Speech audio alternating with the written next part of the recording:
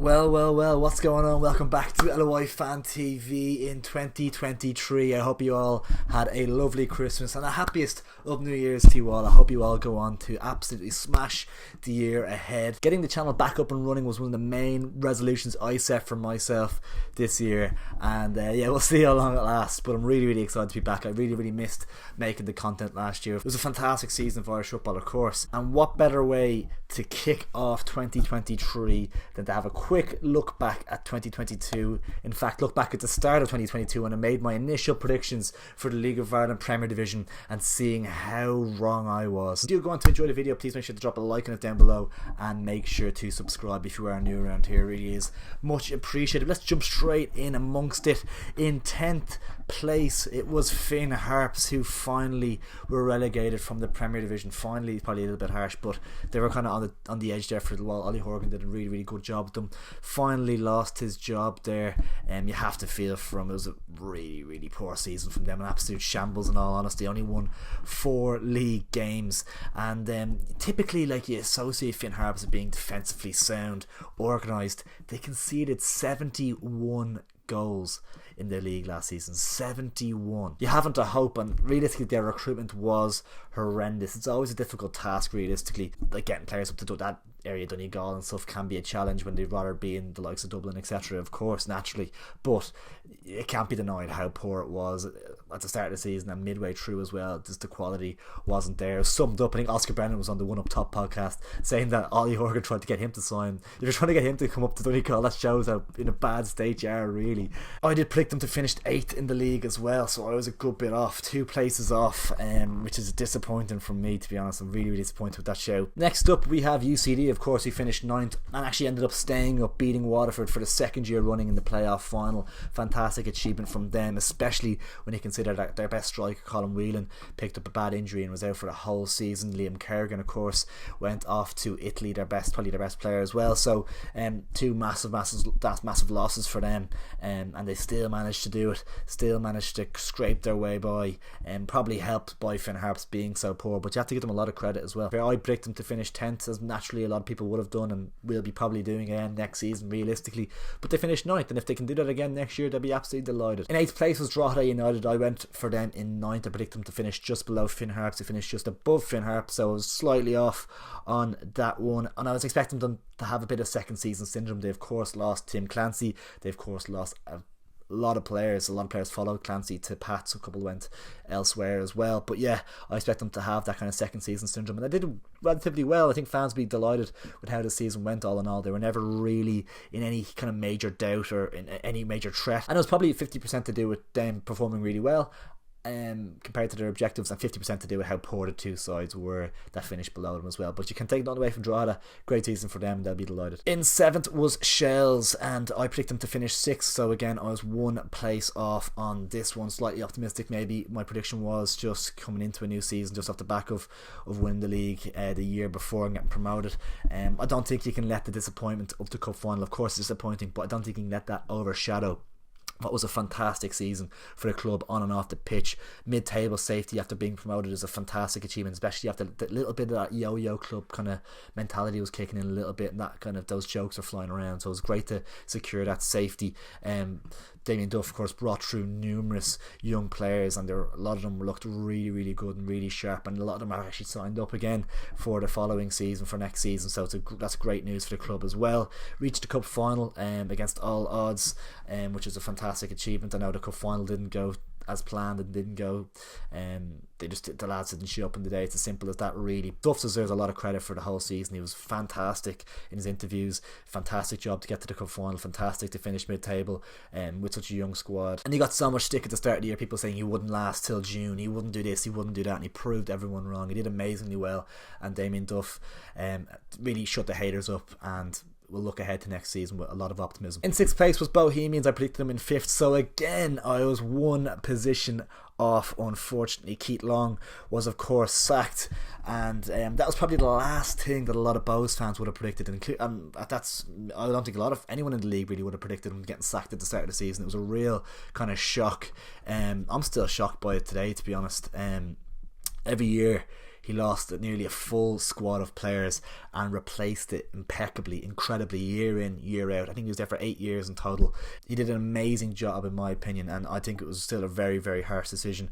1 year of poor recruitment and he was shown the door, and I personally thought it was very, very harsh. I thought the timing of it was even crazier. To sack him just before the quarter-final of the Cup was crazy, I thought. Can't quite remember how that game actually went in the end. Do any Bows fans recall how that match went? Let me know down in the comments below. But yeah, yeah, they obviously did go, and I think Derek Penny was in charge for a little while then, and the season just kind of petered out a bit. A lot of the players didn't look interested, and there's a lot of off the field issues, I think, and stuff like that. So yeah, Dec Devine came in towards the end of the season, and it was kind of over by then. A lot of time for Dec Devine. I think he's an absolute gent. He's come on the channel before, gave us his time, absolute legend, great manager, and it's a really, really good appointment for Bows. Disappointing season all in all for Bows, but I think Keith Long in the end did become a victim of his own success. I think he became a victim of the club's expectations being higher than what they should be, but hey, that's football. In 5th I went for Sligo, and I predicted them in 7th, so it was quite a bit off, and I'm probably going to get a little bit of stick from the Sligo fans. I think I got a bit of stick when I first made that prediction as well, and probably rightfully so I was quite a bit off with this one. Sligo fans, it was quite a weird season, wasn't it, all in all? It was quite strange. Obviously Liam Buckley was sacked early enough, nearly crashed out of Europe to Minnows, Ballatown of Wales, but then in the next round beat Motherwell 3-0 over 2 legs. It was a really strange season. I think that kind of sums up their campaign, to be honest. Huge bright back, of course, was Aidan Keane, 18 league goals. I think they only scored just like low 40s altogether. So he nearly scored 50% of all of their league goals, which was a problem probably for the team as a whole, but from him individually, a super season and a fantastic signing he was in the end. They finished 12 points off 4th place, obviously finished 5th, but finished 12 points off 4th, which is quite a long way off that position where they would want to be challenging for in terms of qualifying for Europe again. So yeah, disappointing campaign for Sligo. I think the fans will be a little bit disappointed with it. But there's a couple of positives to look back on, and if they can keep Aidan Keane for next year, that would be fantastic for them as well. But yeah, probably a little bit disappointing for Sligo. My prediction was way off. In 4th place, St. Pat's, and I predicted them to finish 3rd, so one off once again. I feel like in the league of when you're making predictions, there is kind of like every team's going to fall into a certain kind of category. Maybe next season will be a little bit more difficult to predict, but I think this season was always going to be kind of just one. Like I could have had a few of these right. Like I'm a bit frustrated that I've had none right so far. Yeah, I predicted Pats in 3rd. It wasn't ideal, of course, with Stephen O'Donnell winning the FAI Cup and then all the momentum going down the drain with him packing up and leaving to go to Dundalk and bringing a couple of their key players with him as well, of course. Tim Clancy came in. He was the next man in the door, and he spent a lot of money bringing the lads from Drogheda with him. And he also spent a lot of money in terms of wages on Owen Doyle, 33-year-old striker, 3-year deal, I think it was. Kind of a risky move for someone of that age, and he was meant to be the guy coming from League One. He was playing for Bolton, scoring these goals, meant to be the guy to kind of propel them to that title challenge, and it wasn't quite the case. He did score 14 league goals, which isn't terrible, but by someone for his standards, who's on his wage in the League of Ireland landscape, he is definitely expected to hit kind of 20 plus. That's what I would expect Owen Doyle to be hitting, and maybe he will next season. This remains to be seen, but I think he will be slightly disappointed with that tally, and it was. I think Pats, they were lucky in the end to get into those European positions. Obviously, with Shels losing the cup final, they could have easily not been in Europe next season. I think they performed below expectations a little bit this season. Obviously, securing European football was huge, and it will be a big boost for them, and it remains to be seen. They haven't done awful lot of business just yet, but it remains to be seen how they get on for next season. But I think they performed a little bit below expectations. I would expect them to crack that top 3, definitely, and I think they'll be a little bit disappointed. But obviously, securing European football is all that really matters at the end of the day, and they did do it by the skin of their teeth. So yeah, Pats fans, let me know. I think you should be a tad disappointed, but we shall see what you think. Maybe you're going to call me an idiot. 3rd place was Dundalk, and this is a really good finish for them, I think. I predicted them to finish 4th, so obviously one off once again. Had Pats and Dundalk in the wrong position. they qualified for Europe after a terrible season the year before, and that's job done for Stephen O'Donnell. That's what he was brought in to do this season, and he did do it. Actually finished level on points with second place Derry, which is a good achievement as well, so it shows that they're kind of in that mix, in that conversation as well. So yeah, I think it probably went a little bit under the radar how good a job Stephen O'Donnell did there.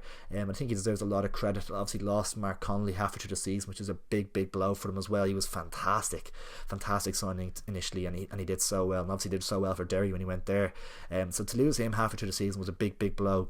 To maintain that third spot was a big achievement for them, I think, and I think Dundalk fans will be happy, and to be happy with the direction the club's going in, I think. And will they be maybe targeting a top 2 finish next season with the right recruitment? I don't know, maybe, but I think third is probably going to be the best they will be able to achieve. But that's for another video. We will discuss that closer to the season starting. But third place to Dundalk, happy days, I think. Yeah. Second place was Derry City, and finally a bloody correct prediction, thank the Lord. I predicted Derry City to finish second, and they did go on to win the cup as well, which was fantastic. Less said the better about that day though, to be fair, from my point of view, but fair play nonetheless. A cracking achievement for them. Topping Rovers is obviously going to be a mammoth task, but if anyone could do it, it's going to be Derry, I think, and they're a really good side, and probably the only side who could probably match Rovers financially in terms of looking for players and things like that as well. So yeah, they have a taste for silverware now after winning the FAI Cup, and it'll be interesting to see how that kind of affects them moving into next season. It was a fantastic season, not an awful lot more you can say about it. Great season, and the fans will be delighted. And finally, Shamrock Rovers, of course, I did predict this one correctly as well. That's 3 league titles in a row, and they are by far the best team in the league. Realistically, there's not much debate. Was it 12, 13-ish points clear in the end? Might be wrong.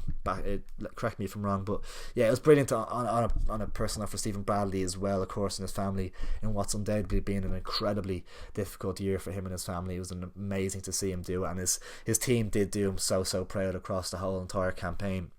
Winning the league again, as I said, and getting to the group stages of European competition for an Irish side is always a massive, fantastic achievement, and something that Rovers can really kind of set as a target to do kind of back to back now, and kind of make that the norm for them. I think that's definitely the next move and the next target for Rovers, is to make that the norm, getting to the group stages of European competitions and moving from there then. So just that bit of progress for them now, but obviously winning leagues back to back, it's much easier said than done. It looks easy on paper. They have a fantastic squad, they have all the money in the league, but that motivation, keeping players motivated, keeping things ticking along, not making wholesale changes, keeping the core of the group together, but bringing in quality constantly.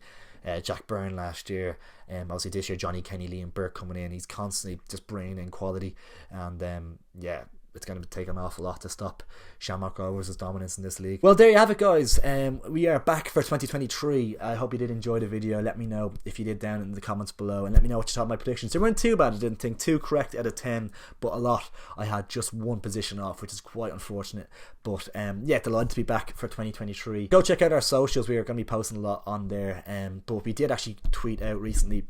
We were saying that we were actually looking for people to come join the team. So if that's something you're interested in, do drop us a comment down in the comments below. We'll get on to you, or do drop us a message on Twitter or on Instagram or something. We'll get back to you, looking for people to come on as contributors for this season coming up. We're really excited for the campaign. And yeah, if you enjoyed the video, please do drop a like on it down below.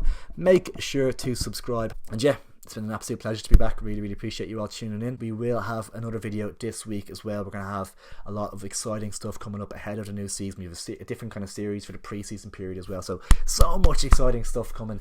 Make sure, as I said, follow us on the socials, subscribe, like, all that good stuff. Really appreciate it. And get on to us if you want to get involved. Love you all. Talk to you in a bit.